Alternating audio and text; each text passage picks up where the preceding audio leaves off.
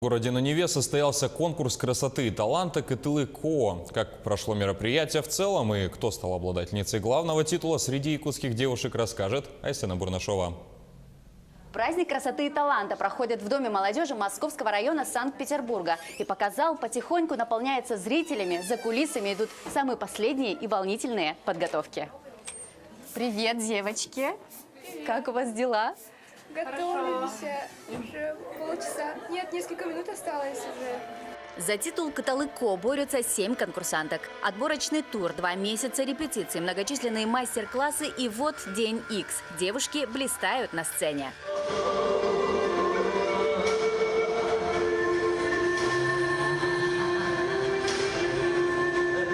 Участницы конкурса «Кытылыко» показали зрителям и членам жюри визитку, общий танец и шоу талантов. Каждая конкурсантка представила особенный номер. Здесь были песни, танцы и игра на музыкальных инструментах. Яркой частью конкурса стал этап авангарда.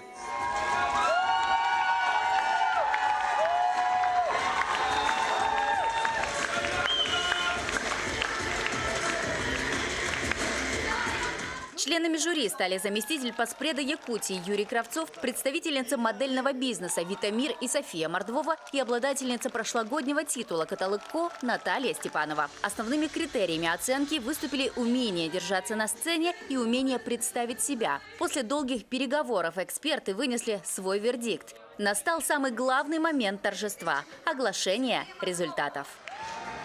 И обладательницей титула «Кытылыко» 2018 становится Анна Константинова.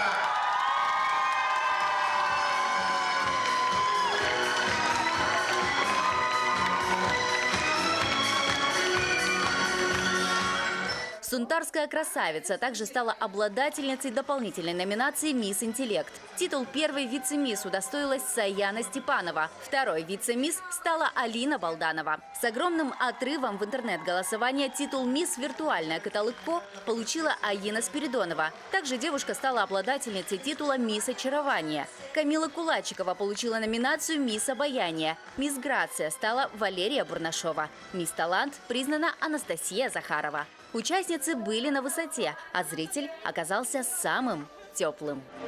Айсена Бурнашова, Егор Максимов, Санкт-Петербург.